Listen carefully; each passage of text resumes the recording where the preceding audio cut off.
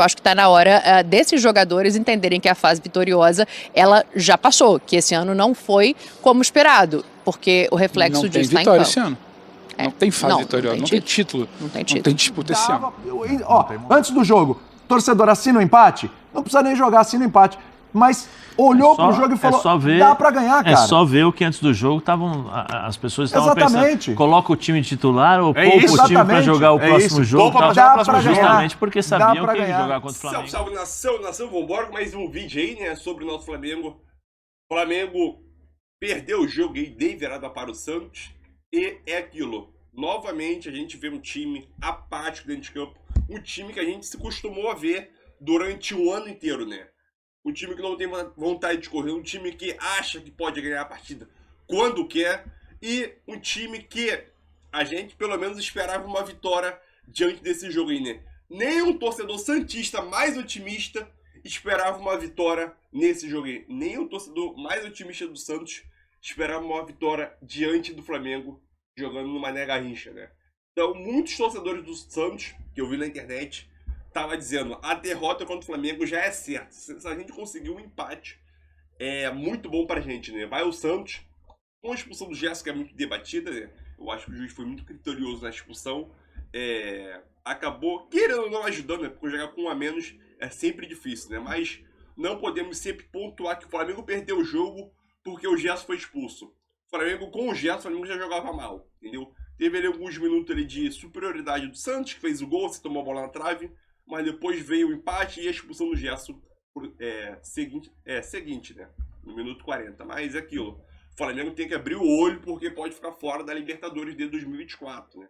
Então vambora com mais vídeo e vai deixando seu like e sua opinião também. Vambora. Vamos para o Rio para ouvir o lado do Flamengo? Vamos lá, Dani. Pode dar pitaco também no Santos, pelo amor de Deus, mas vamos lá para o Maracanã, porque é o seguinte, né? Em contrapartida, o Flamengo que mudou de treinador, né? O Tite chegou, ganhou 2 jogos, mas já tomou 2 viradas, né?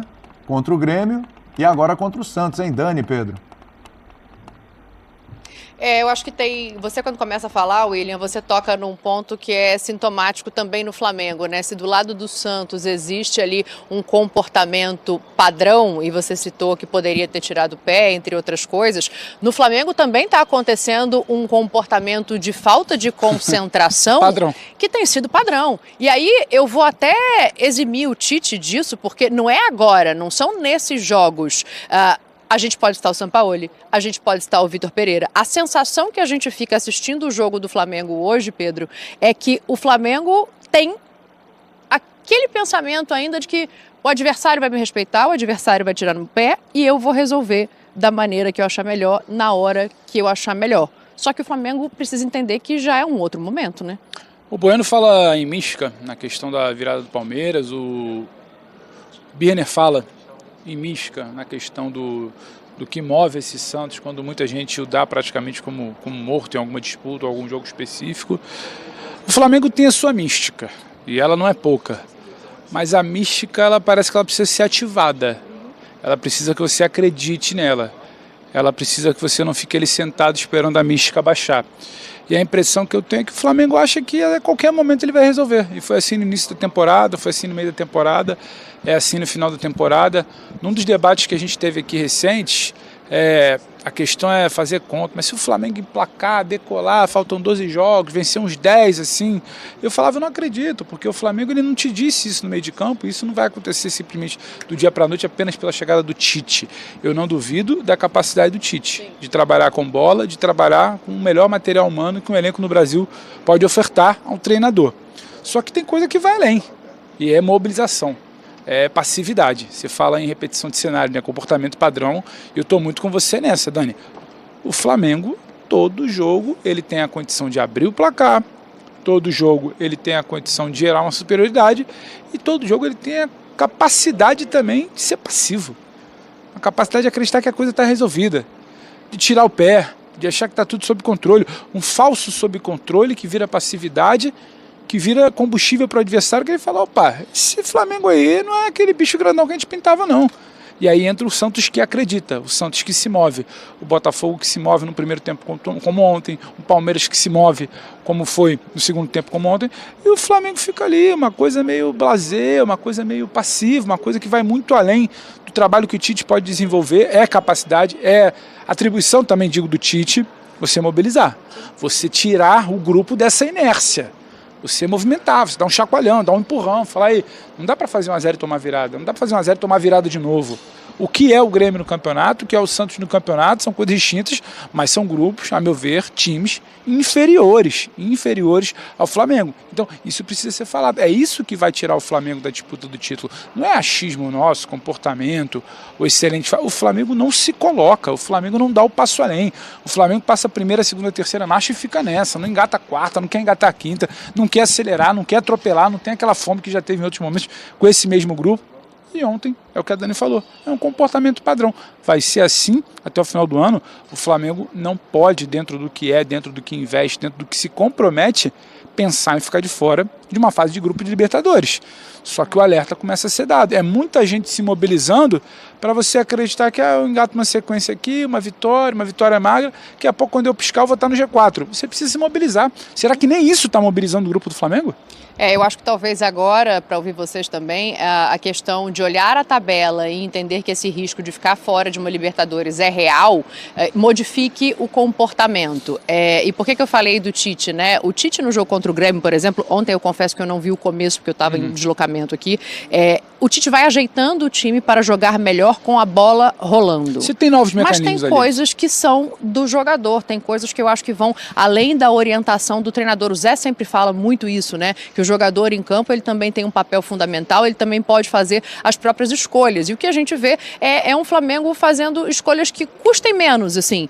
A sensação que a gente fica assistindo o jogo do Flamengo é muito essa, assim. Escolhas que vão custar menos fisicamente, escolhas que vão demandar menos, com essa certeza. Exatamente.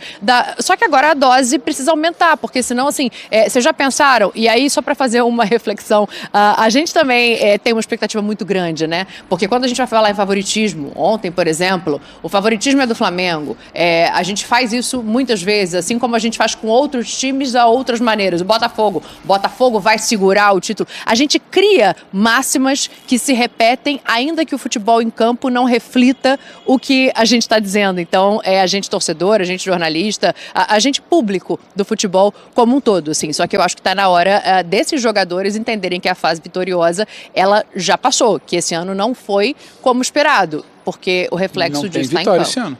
Não tem fase vitoriosa, não tem título. Não tem título. Não tem disputa esse ano. Não tem momento. Tem que fazer um intervalo rapidíssimo. Você pediu uma palavra muito rápida. Eu tinha tratado essa fase do Flamengo como uma peneira.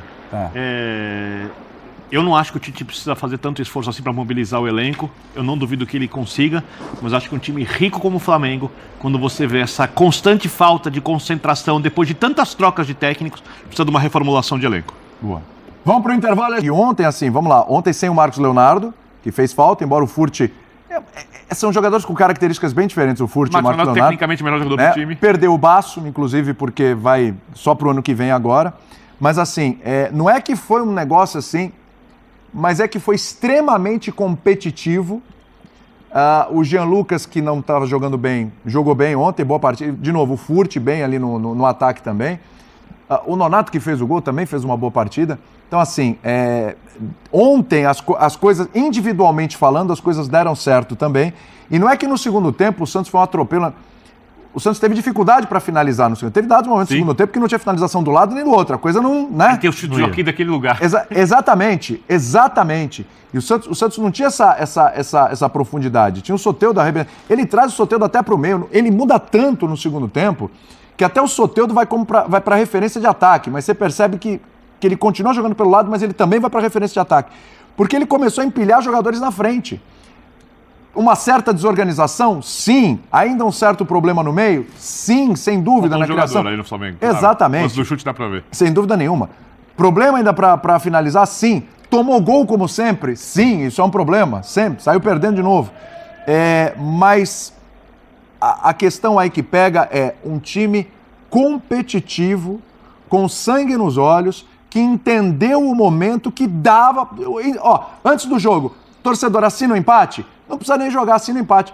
mas olhou pro jogo e falou, dá pra ganhar, cara. É só ver o que antes do jogo as pessoas estavam pensando, coloca o time titular ou poupa o time pra jogar o próximo jogo. Justamente porque sabiam que jogar contra o Flamengo era isso. Se o Santos fugir do rebaixamento, eu vou olhar só pra uma coisa, a camisa. É isso. Eu não olho... posso olhar para mais nada. Eu respeito os jogadores, respeito a parte tática, respeito as decisões do Marcelo. Mas nada disso é suficiente para o Santos sair do rebaixamento sem olhar para a camisa. Mas eu olho para outra coisa, Abner. Eu concordo com você que a camisa tem um peso, tem uma tradição que empurra o jogador, faz com que o jogador sinta a responsabilidade por jogar no Santos. E aí eu acho que a camisa pesa nesse sentido. Mas assim, trabalho... Eu acho que nós falamos aqui, eu falei do Marcelo e do Galo. Quando eles assumiram, eu falei que eu acho que ia mudar muito a forma de jogar do Santos, porque são duas pessoas que, primeiro, o Marcelo vive, né? O Marcelo é de Santos, tem a vida lá, tem parentes no Santos, quer dizer, ele jogou no Santos, ele sabe como é que funciona, especialmente a cabeça do santista, né? E como funciona o clube. E depois o Galo, que também foi jogador, foi treinador, tá? Os caras conhecem muito ali como é que funciona a vila, como é que você trabalha com a cabeça dos jogadores para aproveitar justamente a mística dessa camisa do Santos. E aí o jogador tem que comprar o discurso.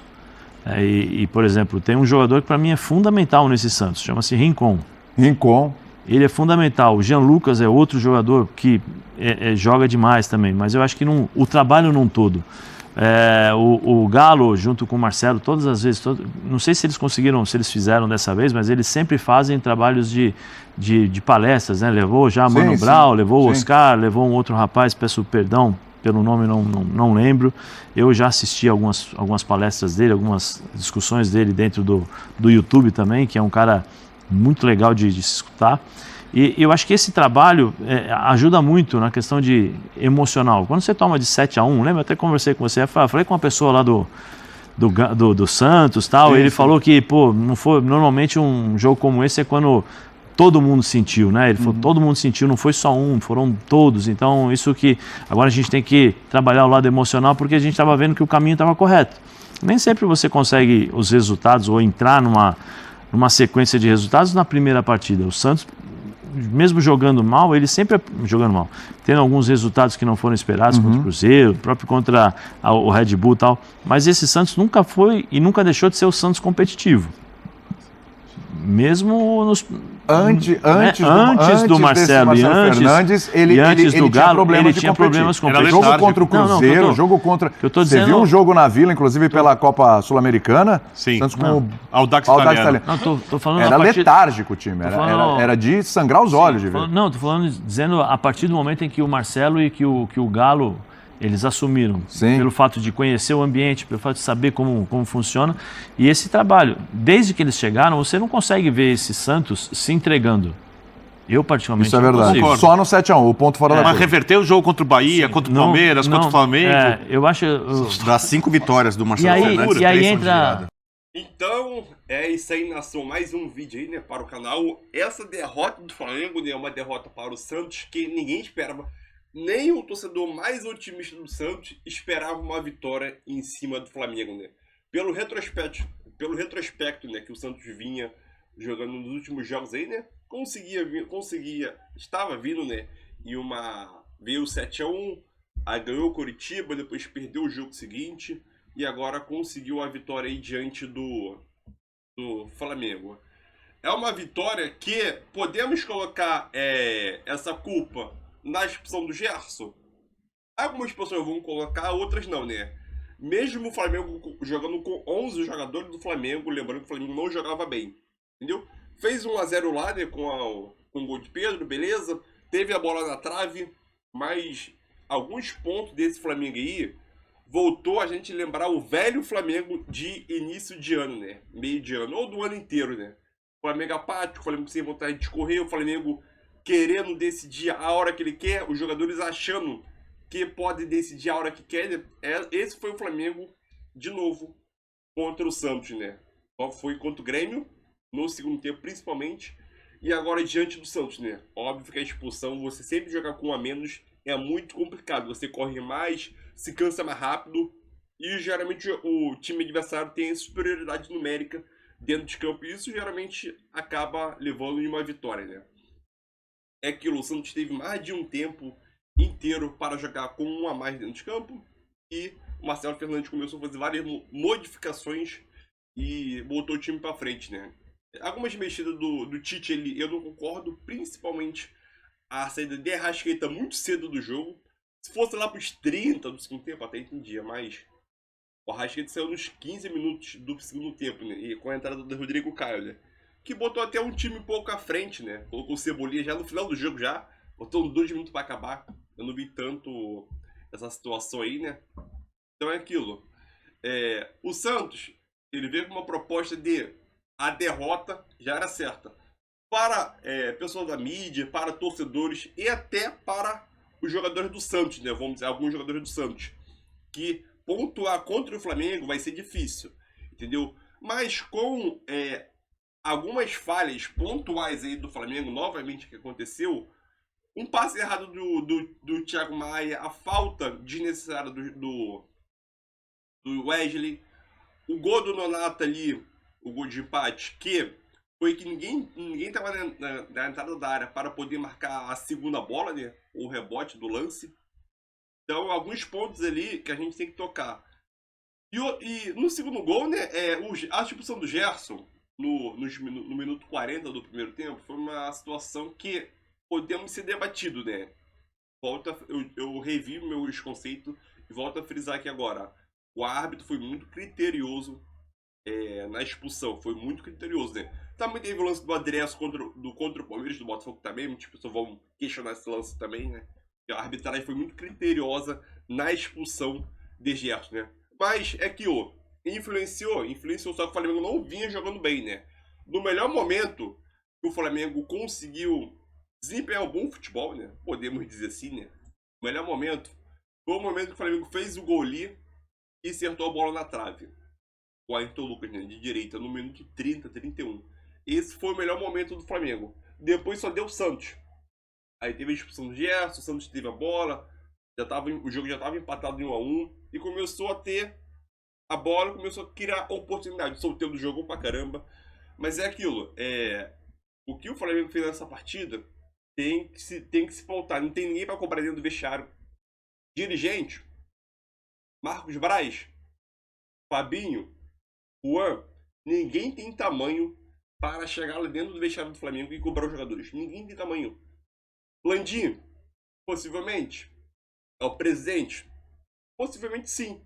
Só que ele passa a mão na cabeça dos jogadores. Entendeu? A gente pede tanta reformulação do elenco, mas está renovando o contrato de Bruno Henrique, de querer renovar o contrato de Gabigol, de Everton Ribeiro, de Arrascaeta no segundo termino, do Pedro já renovou. É novo ainda, então é aquilo. A gente pede tanta renovação de elenco, está renovando o contrato de todo mundo, de 2019 para cá, 2020. Então é aquilo. E o Flamengo corre sério risco de ficar fora da vaga direta para a Libertadores. Corre um sério risco, né? Poderia ser pior se o Atlético Paranaense vencesse o Corinthians, né? Não venceu, perdeu o jogo, o Furacão. Aí o Flamengo cairia para 7º. Até o momento o Flamengo está em 6ª colocação, que já é uma coisa vexatória, né? Na 31ª rodada, né? O Flamengo tem 30 jogos, está com um jogo atrasado. Está na 6ª colocação. Muito vergonhoso o ano do Flamengo. E pode se tornar mais vergonhoso ainda, dependendo da situação, como terminar o campeonato, né?